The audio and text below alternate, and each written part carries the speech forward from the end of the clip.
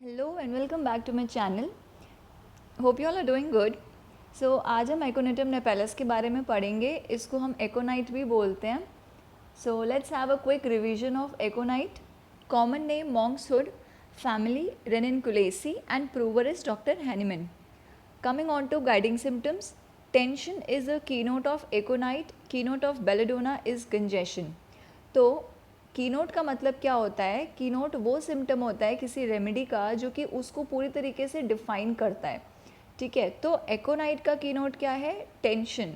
ठीक है, एकोनाइट के जो पेशेंट होते हैं वो बहुत ज़्यादा स्ट्रेस्ड आउट होते हैं, बहुत चिंता में होते हैं। Coming on to next, indicated in first stage of any acute case. अगर कोई भी एक्यूट केस है जो कि बिल्कुल जैसे स्टॉर्म होता है, ठीक है, वैसे अगर एक थंडर स्टॉर्म की तरह कोई केस स्टार्ट हो रहा है, कोई प्रॉब्लम स्टार्ट हो रही है किसी पेशेंट में जो कि एकदम सडन है, बहुत अचानक से आ रही है और बहुत ही वॉयलेंट है, ठीक है, बहुत तीव्र है, बहुत ज़्यादा इंटेंसिटी में है प्रॉब्लम, तो हम उसमें हम एकोनाइट दे सकते हैं तुरंत। ठीक है, then coming on to restlessness, trios of restlessness, others being arsenic and rhus tox.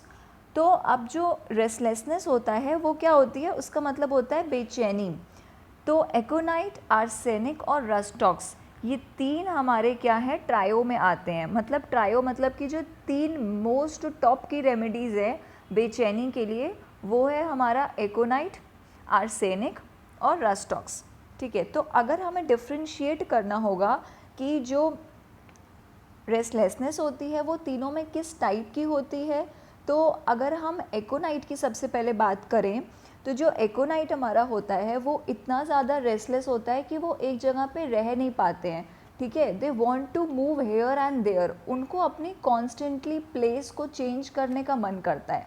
ठीक है, और फिज़िकली वो इतने स्ट्रॉन्ग होते भी हैं कि वो अपनी प्लेस को क्या करते हैं? चेंज कर पाते हैं। ठीक है, देन हमारा आता है आर्सेनिक। आर्सेनिक भी रेस्टलेस होते हैं और इनको भी अपनी प्लेस चेंज करने का मन करता है, बट जो आर्सेनिक के पेशेंट होते हैं they are physically very weak, तो इसीलिए अपनी प्लेस को चेंज नहीं कर पाते। ठीक है, बहुत ज़्यादा रेस्टलेस होते हैं।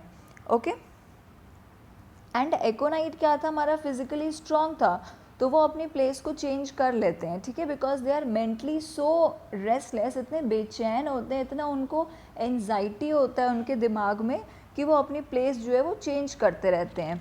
ठीक है, एंड आर्सेनिक क्या है कि आर्सेनिक के पेशेंट को भी अपनी प्लेस चेंज करने का मन करता है, बट बिकॉज क्या होता है कि ये फिज़िकली जो होते हैं वो बहुत ज़्यादा वीक होते हैं, तो ये अपनी प्लेस को चेंज नहीं कर पाते हैं। Then coming on to rhus tox, rhus tox भी बहुत ज़्यादा रेस्टलेस होता है। ये भी क्या करता है कि अपने ये प्लेस को इधर से उधर चेंज करते रहते हैं। ठीक है, क्योंकि इनमें भी फिज़िकली बहुत ज़्यादा रेस्टलेसनेस होती है। ओके, बट रस्टॉक्स में मेंटल रेस्टलेसनेस नहीं होती है, सिर्फ और सिर्फ फिज़िकल रेस्टलेसनेस होती है। ओके, इनमें डिज़ायर होता है कॉन्टिन्यूड पोजीशन चेंज करने का। Okay, then great fear of anxiety and mind. अब जो माइंड होता है पेशेंट का एकोनाइट के, वो क्या होता है कि वो बहुत ज़्यादा डर में होते हैं। ठीक है, और बहुत ज़्यादा चिंता होती है उनको, एक्सट्रीमली नर्वस होते हैं। उनके चेहरे पे ही आपको दिख जाएगा कि कितना ज़्यादा वो डरे हुए पेशेंट है, इतना उनको डर होता है। और उनकी लाइफ जो होती है वो इस डर के कारण ही बहुत ज़्यादा मिजरेबल हो जाती है, एकदम अनप्लीजेंट सी हो जाती है, क्योंकि इतना ज़्यादा ये डर में होते हैं। Then fear and fright are the most important characteristics of the एकोनाइट।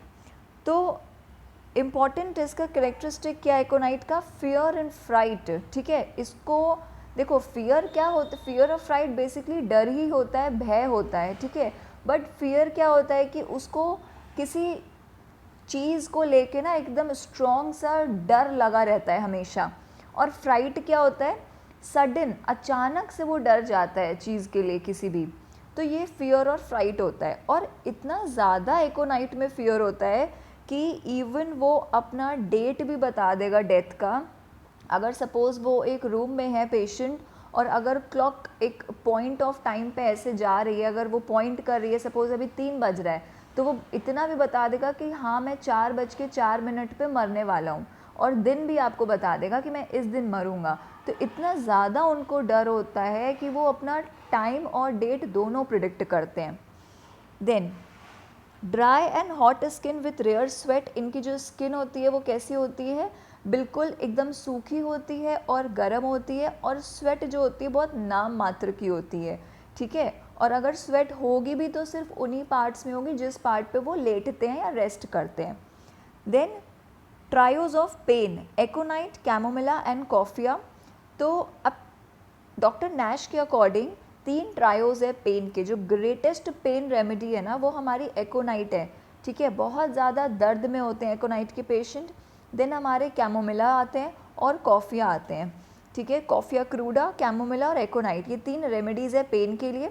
एकोनाइट के जो पेशेंट होते हैं इतना उनको पेन होता है कि वो बिल्कुल चिल्लाते हैं पेन से, ठीक है। उनका पेन एकदम इनटॉलरेबल होता है, असहनीय, वो सह नहीं पाते अपने दर्द को और पागल हो जाते हैं बिल्कुल दर्द की वजह से, ठीक है। और स्पेशली रात के टाइम पे दर्द की वजह से बहुत बेचैन भी हो जाते हैं। Then unquenchable thirst for large quantity of water and cold water. तो अनक्वेंचेबल थर्स्ट मतलब ऐसी थर्स्ट, ऐसी प्यास जो कि बुझती नहीं है और इनको बहुत ज़्यादा ठंडा पानी पीने का मन करता है। Then coming on to face, face of patient is red और रेड एंड पेल ऑल्टरनेटली। या तो पेशेंट का फेस लाल होता है और या तो कभी लाल होगा कभी फीका पड़ जाएगा, तो ऐसे होता है। Then stool is like chopped spinach.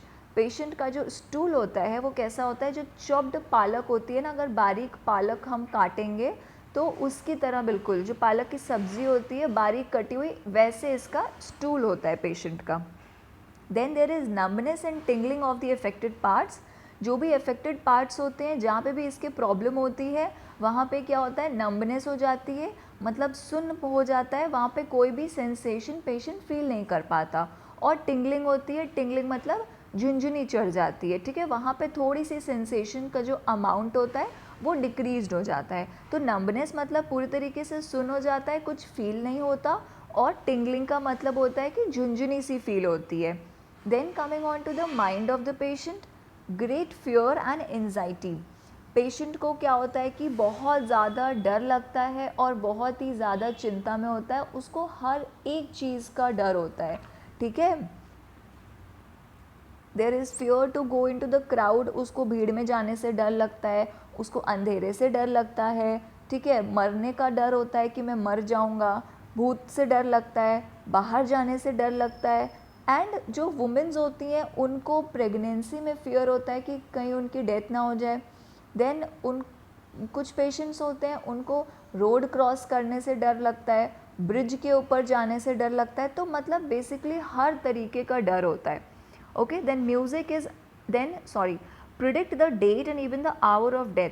पहले ही हम लोग ने डिस्कस कर लिया है कि जो एकोनाइट के पेशेंट होते हैं वो अपना डेट और इवन ये भी बता देते हैं कि वो किस दिन और कितने टाइम पे मरेंगे। और आर्सेनिक पेशेंट में भी डेथ का फियर होता है। अब हम इसको डिफ्रेंशिएट कैसे करेंगे, सपोज 2 पेशेंट हैं, दोनों को डर लग रहा है कि दोनों मरने वाले हैं, तो जो एकोनाइट का पेशेंट होगा उसको पता है कि मैं मरने वाला हूँ, मेरी जो डिज़ीज़ है वो बहुत ही ज़्यादा खतरनाक है, मैं मर जाऊँगा। बट एकोनाइट का जो पेशेंट है ना, उसको ये लगता है कि डॉक्टर को तुरंत बुलाना चाहिए, क्योंकि उसको ये लगता है कि अगर मेडिसिन में नहीं लिया तो मैं मर जाऊँगा, ठीक है। तो इसलिए ही wants to go to the doctor, ठीक है। एंड आर्सेनिक के जो पेशेंट होते हैं उनको भी डर होता है मरने का, और उनको भी लगता है कि जो उनकी डिज़ीज़ है वो इनक्योरेबल है, ठीक नहीं हो पाएगी, ठीक है। तो लेकिन उनको क्या लगता है कि जब उसने मरना ही है, उसकी डिज़ीज़ इनक्योरेबल है, ठीक नहीं होने वाली, तो क्या फ़ायदा है डॉक्टर के पास जाने का, क्योंकि उसने तो मरना ही है। तो अब हम इसको याद कैसे करेंगे, सी एकोनाइट में CO आ रहा है ना, तो एको, इससे आप समझ लो गो, एको गो, ठीक है। तो मतलब एकोनाइट का जो पेशेंट है वो डॉक्टर के पास जाना चाहते हैं, गो टू द डॉक्टर, और जो आर्सेनिक के पेशेंट होते हैं वो उसका अपोजिट हो जाएगा, वो डॉक्टर के पास नहीं जाना चाहते। देन मेंटल कामनेस कॉन्ट्राइंडिकेट्स एकोनाइट, मतलब मेंटल कामनेस कभी भी एकोनाइट के पेशेंट में नहीं होती है। जहाँ भी अगर कोई पेशेंट है, अगर वो बहुत ही कूल और काम है, बिल्कुल शांत है, ठीक है, तो उसको हम एकोनाइट नहीं दे सकते, क्योंकि मेंटल कामनेस मतलब एकोनाइट नहीं है वहाँ पे इंडिकेटेड, ठीक है। वहाँ पे क्या होता है, पल्सटिला हो सकता है, ठीक है। पल्सटिला के पेशेंट बहुत ही कूल एंड काम होते हैं। सो मेंटल कामनेस नहीं होती है एकोनाइट में, दे आर वेरी रेस्टलेस, बहुत ही बेचैन होते हैं। देन कॉजेज़ क्या होता है, तो एक्सपोजर मतलब कि इसको किस चीज़ से प्रॉब्लम होती है, तो exposure to dry cold air, dry north और वेस्ट विंड, और bad effects of perspiration and fear, fright, shock, ठीक है, and heat of sun and excitement, इन सब की वजह से इसको प्रॉब्लम होती है। इंजरी या सर्जिकल ऑपरेशन, ज़्यादा अगर पेशेंट एक्साइटेड हो जाते हैं, कोई इंजरी हो गई या डर की वजह से उसको प्रॉब्लम हो रहा है या हेडेक हो रहा है, या फिर अगर उस ड्राई कोल्ड एयर के एक्सपोजर में आया, बाहर गए ठंडी हवा में, और उसके बाद उसको खांसी आने लगी जो कि एकदम अचानक से आने लगी, तो हम उसमें भी ये दे सकते हैं एकोनाइट। तो ये हमारा एकोनाइट का कॉजेज़ हो गया। अगर मोडालिटीज़ की बात करें तो इसका शाम के टाइम पे और रात के टाइम पे क्या होता है कि एग्रीवेशन होता है, और एक गर्म रूम में एग्रीवेशन होता है। और एम्बलरेशन कब होता है, मतलब पेशेंट को आराम कब मिलता है, खुली हवा में जाने से, ओपन एयर में जाने से पेशेंट को आराम मिलता है। Okay, so that's all for aconite. I hope you all understood aconite. It was just a revision, ठीक है, आपको हेल्प करने के लिए ये बस एक रिवीजन था। Hope you all like the video. If you liked it, please do like, share and subscribe. And if there are any doubts, you can comment. I'll surely look to that. Thank you.